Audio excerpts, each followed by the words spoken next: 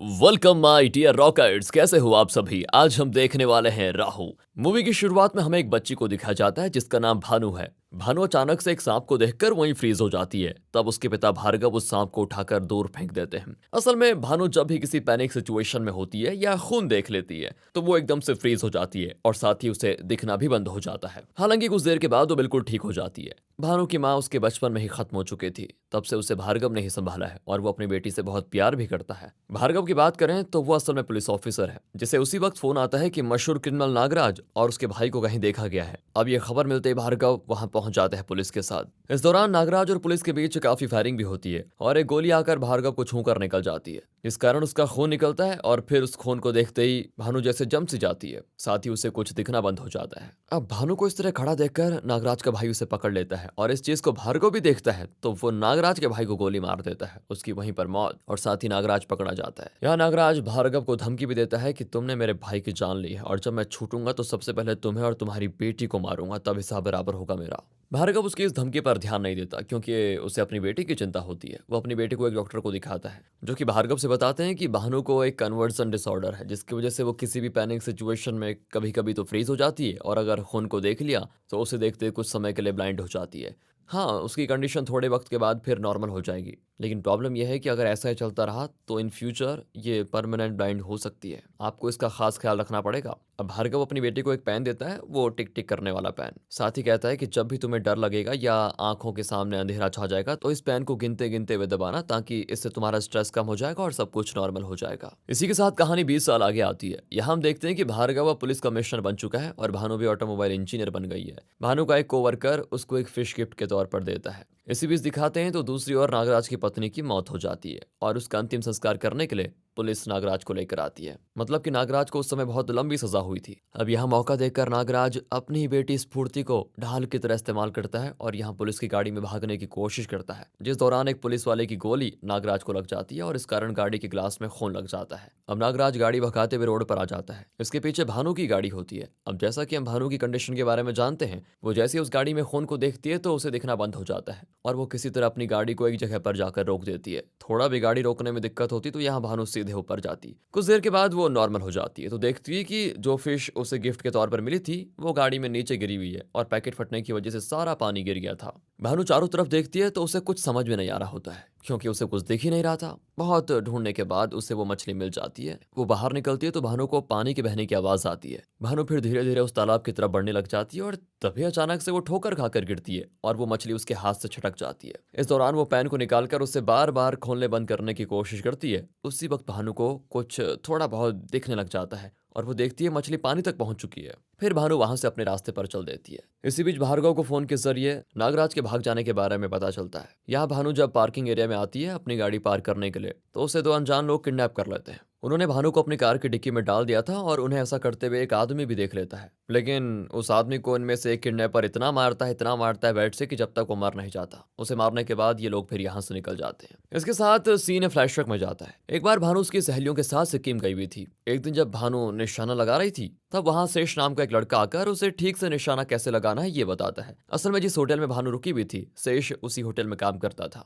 अपने रूम में भानु आकर देखती है तो उसको एक नेकलेस गायब दिखता है। इस बारे में वो मैनेजर को बताती है और भानु को ये गलतफहमी हो गई थी कि ये सारा काम शेष का हो सकता है, इसीलिए वो उस पर चोरी का इल्जाम लगा देती है। मगर कुछ देर के बाद जब वो अपने सामान में देखती है तो वो नेकलेस उसे बैग में ही मिलता है और इस पर भानु को शेष के लिए काफी बुरा भी लगता है क्योंकि उसने शेष को काफी कुछ सुना दिया था। इसीलिए वो उसको हर जगह ढूंढती है कि मैं उसको सॉरी बोल दूं, पर वो कहीं मिलता ही नहीं। मैनेजर से पूछने पर वो बताता है कि मैंने तो उसको काम से निकाल दिया था क्योंकि तुमने कहा वो चोर है। अब भानु खुद जाकर शेष से मिलती है, उससे माफी मांगती है। भानु की वजह से शेष की नौकरी चली गई थी। इस कारण भानु शेष को टूर गाइड का काम दे देती है, यानी कि अब शेष को उसे और उसकी सहेलियों को सिक्किम घुमाना होगा। शेष भी पुरानी बातें भूलकर इस काम को आराम से करने के लिए तैयार हो जाता है और बीते हुए समय के साथ भानु और शेष काफी करीब भी आ जाते हैं। उन दोनों को एक दूसरे से प्यार हो जाता है। सीन वापस से प्रेजेंट में आता है जहां जब एक जगह गाड़ी खड़ी करके दोनों किडनैपर एक जगह टॉयलेट करने के लिए जाते हैं तो यहाँ भानु को मौका मिलता है भागने का, लेकिन वो जैसे भागती है तो दोनों देख लेते हैं और उसे वापस गाड़ी में डिक्की में डाल देते हैं। अब ये सब कुछ करता हुआ वहां पर एक और लड़का इनको देख लेता है जिसे ये दोनों किडनैपर फिर गोली मार देते हैं। इसी के साथ कहानी जाती है फ्लैशबैक में दोबारा।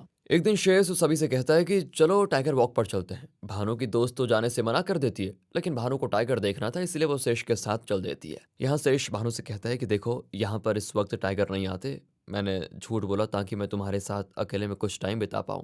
यहाँ पर कुछ गुंडे इनको देख भानु के साथ गलत करने की कोशिश करते हैं और फिर शेष उन्हें काफी बुरी तरह मारता भी है और भानु को उस मुसीबत से बचा लेता है। पर हाँ, इस दौरान भानु ने थोड़ा खून देख लिया था तो उसे सब कुछ दिखना बंद हो जाता है। फिर शेष को भी भानु के इस कंडीशन का पता चल जाता है कि उसे खून या फिर कुछ भी ऐसी चीज हो तो उसे एलर्जी हो जाती है, मतलब उसकी आंखें बंद हो जाती है। इसके बाद वापस आकर भानु शेष को अपने पिता से मिलवाती है। शेष पुलिस वाला बनना चाहता था तो उसे भानु के कहने पर भार्गव की मदद से पुलिस में नौकरी मिल जाती है। अब वो भी पुलिस ऑफिसर होता है। भानु के पिता इन दोनों की शादी के लिए एक पंडित को इनकी कुंडली दिखाते हैं। पंडित कहते हैं कि भानु और शेष अगर शादी करते हैं तो शादी के 30 दिन के बाद भानु की मौत हो जाएगी। ये समय भानु के लिए किसी राहु काल की तरह होगा, यानी कि जब सूरज पर ग्रहण लगता है उस वक्त का समय। अब अपनी बेटी से भानु को बहुत प्यार करता था, इसलिए वो शेष और उसकी शादी से इनकार कर देता है। दोनों अब एक दूसरे को बहुत याद करते हैं और एक बार फिर भानु सिक्किम जाती है जहाँ शेष भी मौजूद होता है। शेष को देखकर भानु से रहा नहीं जाता और वो उसे हक कर लेती है। वो शेष से कहती है कि हम दोनों शादी कर लेते हैं यहीं पर। फिर जैसे 30 या उससे ज्यादा दिन का समय हो जाएगा तो मैं डैड को बता दूंगी कि हमने शादी कर ली। शेष भी इसके लिए राजी हो जाता है और दोनों शादी कर लेते हैं। शादी के 10 दिन के बाद ही ये लोग वापस आ जाते हैं। एक दिन शेष के साथ भानु अपने दोस्त इंदु के घर जाती है। उन्होंने किसी से भी अपनी शादी के बारे में नहीं बताया होता। यहाँ शेष को पता चलता है कि इंदु तो एक मिनिस्टर की बेटी है, लेकिन उसने कभी इस बारे में किसी से बताया नहीं। वो बिल्कुल एक आम लड़की की तरह रहती है। असल में इंदु ने अपनी जान लेने की कोशिश की थी क्योंकि जिस लड़के के साथ उसकी एंगेजमेंट हुई थी उस लड़के की पहले से एक गर्लफ्रेंड थी। इंदु कहती कि कोई मेरे करीब सिर्फ मेरे पापा की पोजीशन की वजह से आता है, मुझे कोई प्यार करता ही नहीं क्योंकि मैं इतनी सुंदर नहीं हूं ना। अब शेष उसे समझाता है कि देखो ऐसा कुछ भी नहीं है। इंदु रोते हुए शेष से पूछती है, क्या तुम मुझसे शादी करोगे? अब ये सुनते भानु शेष की तरफ देखकर ना में सर हिलाती है, यानी कि वो कहना चाह रही है तुम कुछ ना बोल देना। और अब धीरे धीरे भानु की शादी को 30 दिन पूरे हो चुके होते हैं तो वो अपने पिता से अपनी शादी के बारे में बताने ही वाली थी, पर उसके पहले उसका किडनैप हो गया। इस बारे में भानु के पिता को भी खबर मिल जाती है और वो लग जाते हैं अपनी बेटी की खोज में। इसी बीच नागराज भाग गया था तो पुलिस की चेकिंग चल रही होती है और इसी कारण ये किडनैपर भी फंस जाते हैं। उन्होंने भानु का हाथ, पैर और मुंह बांध दिया होता है। अब इन किडनैपर्स की गाड़ी को शेष खुद चेक करने आता है क्योंकि वो भी यहीं पर ड्यूटी कर रहा होता है। जब वो डिक्की खोलने वाला होता है तब ये कांस्टेबल उसे बताता है कि सर, भानु मैडम को किसी ने किडनैप कर लिया है। ये सुनते ही वो उस जगह को छोड़कर कॉल का जवाब देने चले जाता है और ये लोग भी बड़ी आराम से निकल जाते हैं। फिर रास्ते में ये लोग एक लेडी के साथ रेस लगाने के चक्कर में एक्सीडेंट कर बैठते हैं और भानु को आजाद होकर भागने का मौका मिल जाता है। फिर दोनों किडनैपर्स के सर पर चोट लग जाती है और वो बेहोश होकर गिर भी गए थे।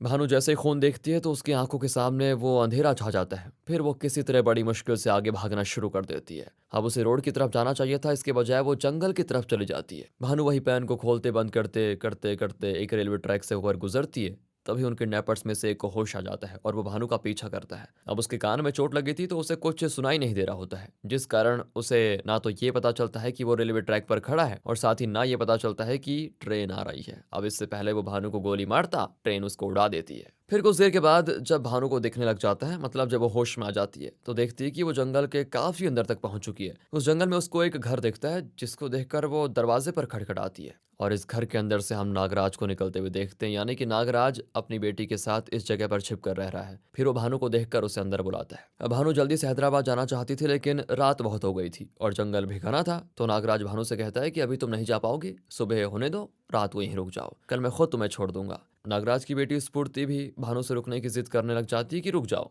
फिर भानु रुक जाती है। अभी तक तो नागराज भानु को नहीं पहचान पाया था कि असल में वो भार्गव की बेटी है, पर भानु को ये लग रहा होता है कि मैंने नागराज को कहीं तो देखा है, हालांकि उसे याद नहीं आ रहा था कि कहाँ देखा। स्फूर्ति से भानु काफी बातें करती है। इधर शेष उस गाड़ी को ट्रैक करते हुए जब यहाँ पहुंचता है तो देखता है कि दोनों किडनैपर्स की तो मौत हो चुकी है। दूसरी तरफ जब स्फूर्ति सो जाती है तो भानु उसका कैमरा चेक करने लगती है। उस कैमरे में एक वीडियो है जिसमें नागराज पुलिस से बचकर अपनी बेटी के साथ यहाँ पर आया है। उस वक्त उसको जो गोली लगी थी उसकी मरहम पट्टी की होती है। अब ये देखकर भानु को याद आ जाता है कि नागराज तो वही क्रिमिनल है जिसे पापा ने अरेस्ट किया था। वो चुपके से बाहर जाती है और गैरेज में खड़ी गाड़ी से भागने की कोशिश करती है, पर वो गाड़ी चलती नहीं। तभी भानु वहां से आगे भागती है, लेकिन इस पूरे वक्त नागराज भानु का पीछा कर रहा था। वो भानु का रास्ता रोकर उससे पूछता है कि तुम भाग क्यों रही हो। इस वक्त अचानक से नागराज की नजर भानु के लॉकेट पर जाती है जिसमें उसकी और भार्गव की फोटो होती है। अब नागराज ये देखकर समझ जाता है कि ओह, तुम भार्गव की बेटी हो। भानु कहती है तुमने अपना बदला लेने के लिए मेरा किडनैप करवाया, तुम्हारी भी तो एक बेटी है, उसके बारे में नहीं सोचते तुम। नागराज जवाब देता है कि जब मैं जेल में था तो मुझसे 2 आदमी मिलने आते थे उन्होंने मुझे भागने का प्लान बताया, साथ ही लोकेशन भी बताई मेरी बेटी के साथ छिपने की। उन्होंने कहा था कि हम सुबह तक तुम्हारा पासपोर्ट ला कर दे देंगे और तब तुम यहाँ से अपनी बेटी के साथ निकल जाओगे। बस उन्हीं का मैं यहाँ अपनी बेटी के साथ इंतजार कर रहा था। वो कहता है कि मुझे तो अभी पता चला कि तुम भार्गव की बेटी हो। मैं तुम्हारा किडनैप कैसे करवा सकता हूँ, लेकिन कोई तो है जो मुझे फंसाना चाहता है। उसी वक्त वहां पर शेष आकर सीधे नागराज को गोली मार देता है। इस पॉइंट पर भानु उसको देखकर गले लग जाती है। वो कहती है कि इसे मत मारो, इसने मेरा किडनैप नहीं किया। इस वक्त भानु जब शेष के शर्ट पर हाथ फेरती है तो वो एक लोगो को छूती है। असल में जब गाड़ी की चेकिंग हो रही थी तो वो शेष ही था जिसने भानु का गला दबाकर मारने की कोशिश की थी। इस दौरान भानु ने उसी लोगो को महसूस किया था। उसे ये समझने में देर नहीं लगती कि ये सब असल में शेष नहीं किया है। शेष उसे गोली मारने वाला होता है पर नागराज उसे बचा लेता है। और यहाँ जब नागराज शेष को रोक रहा था उस दौरान खून देखकर भानु अंधी हो जाती है। वो एक जगह बैठकर पहले तो पेन से टिक टिक करते हुए गिनती है। फिर जब शेष नागराज को मार देता है तो भानु किसी तरह उससे बचते हुए वापस घर आ जाती है। तब तक भानु होश में आ चुकी होती है। इस घर के दरवाजे लोहे के बने होते हैं तो शेष का अंदर आना मुश्किल होता है। फिर भानु स्फूर्ति के साथ दूसरे रास्ते से भागने की कोशिश करती है पर शेष उनको देख लेता है। वो दरवाजे को तो नहीं तोड़ सकता लेकिन वो दीवार को हथौड़े से तोड़ने लग जाता है। जरूरत थी उसका ध्यान भटकाने की तो स्फूर्ति अपनी बड़ी सी गुड़िया को नीचे फेंक देती है, जिसे देखकर शेष को लगता है कि कोई भाग रहा है। इसीलिए वो उस तरफ देखने के लिए चला जाता है। अब इस बात का फायदा उठाकर भानु गाड़ी से भागने की कोशिश करती है, जिसको शेष देख लेता है। उसे देखकर वो वापस भागती है मगर शेष उसे दूर से चाकू फेंक कर मार देता है, जिस कारण वो घायल हो जाती है। पर किसी तरह गिरते गिरते वो दरवाजे को बंद कर ही देती है। इसी बीच वहां का फॉरेस्ट ऑफिसर आता है, जिससे शेष कहता है कि मुझे खबर मिली है कि नागराज भागकर इस घर में आकर छिपा हुआ है, उसी की तलाश में मैं यहाँ पर आया हुआ हूँ। शेष उसे बातों ही बातों में फंसाकर एक जहरीले फल को ड्रिंक करने के लिए देता है। फिर वो उसे छत पर लेकर जाता है और 1 मिनट के बाद उसका शरीर काम करना बंद कर देता है और फिर वो भानु के सामने ही फॉरेस्ट गार्ड को बेरहमी से मार डालता है। फिर क्या था, उसका खून गिरता है भानु के ऊपर और वो फिर से ब्लाइंड हो जाती है। लेकिन भानु हिम्मत नहीं हारती और अलग अलग तरह से भागने की कोशिश करती है। उसे अपनी और स्फूर्ति दोनों की जान बचानी थी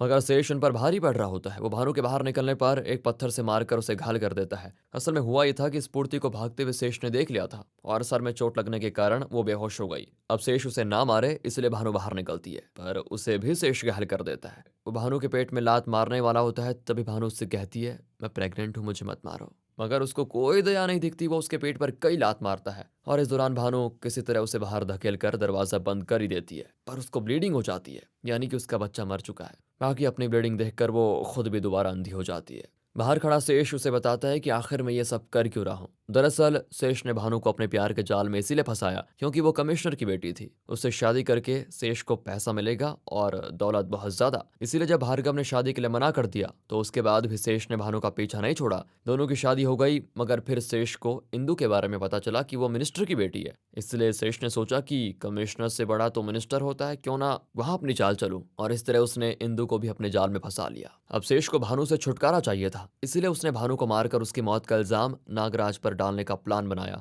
उसी ने नागराज की बीवी को भी मारा था। ये सब उसी का प्लान था। अब ये जानकर भानु को अपने पिता की याद आती है। उन्होंने भानु को लड़ना सिखाया था, मुश्किल घड़ी में कैसे बिहेव करना ये सिखाया था। वो यहाँ फैसला करती है कि अगर मरना ही है तो क्यों ना लड़कर मरा जाए। इसलिए वो कई सारे ट्रैप्स वगैरह बांधकर शेष का बुरा हाल कर देती है। ऊपर से इन सब के दौरान उसे कुछ भी दिखाई नहीं दे रहा था, फिर भी वो उसको अच्छी टक्कर देती है। बात हैंड टू हैंड कॉम्बैट पर आती है तो अपने पापा की दी हुई ट्रेनिंग का वो पूरा इस्तेमाल करके शेष से लड़ती है। मगर शेष उसके अंधेपन का फायदा उठाकर उसको मारने लग जाता है, उस पर हावी होता है। तभी भानु अपनी पैन निकालकर उसे शेष की गर्दन पर घूम देती है। शेष की मौके पर ही मौत हो जाती है। सुबह होती है तो भानु को भी देखने लग जाता है। स्फूर्ति भी ठीक होती है, उससे बस कुछ मामूली ही चोटें आई थी। इसके साथ भानु उस जंगल से सही सलामत बाहर निकल जाती है और इस तरह ये मूवी होती है दोस्तों खत्म। बाकी मिलते हैं अगली वीडियो में। वीडियो अच्छी लगी हो तो लाइक कीजिए, चैनल को सब्सक्राइब। मिलते हैं अगली वीडियो में, ध्यान रखिए अपना and finally thanks for watching.